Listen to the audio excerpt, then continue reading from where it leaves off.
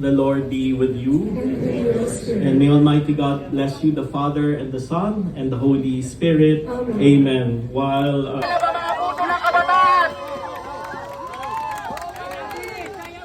China ang bully! China ang bully! China ang bully! China ang bully! China ang bully!